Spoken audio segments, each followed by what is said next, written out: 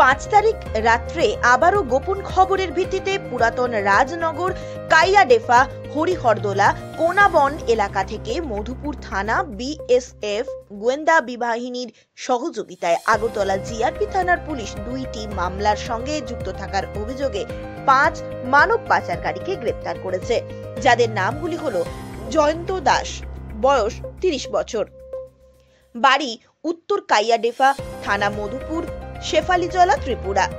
দ্বিতীয়জন হলেন সমীর দাস, বয়স 38 বছর, বাড়ি উত্তর কাইয়াডেফা, থানা মধুপুর, শেফালিজলা, ত্রিপুরা। তৃতীয়জন হলেন জাকির হোসাইন, যার বয়স 35, বাড়ি পুরাতন রাজনগর, থানা মধুপুর, শেফালিজলা, ত্রিপুরা।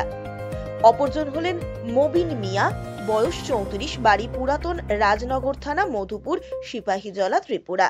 পঞ্চম জন হলো গৌরচাঁদ দেবনাথ ওরফে শানু, যার বাড়ি উত্তর কাইয়াডেফা, থানা মধুপুর, শেফালিজলা, ত্রিপুরা। এই এলাকা থেকে আরো মানব পাচারকারী ধরা পড়বে বলে অনুমান করা হচ্ছে। যে নতুন আমাদের আইন আছে, বিএনএস অ্যাক্ট আছে, আইপিপি অ্যাক্ট আছে এবং ফরেনার অ্যাক্টও আছে।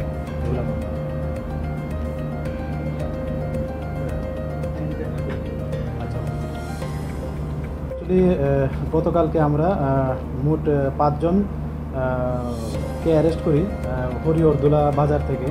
তো অ্যাকচুয়ালি তারা আমাদের এখানে 2টা কেস আছে যাতে তারা ইনভলভ আছে এবং বাংলাদেশের যারা আসছেন মানে অবৈধভাবে বর্ডার ক্রস করে আমাদের রেল স্টেশনে বহিরাজ্যে যাওয়ার চেষ্টা করছেন তাদেরকে হেল্প করতো।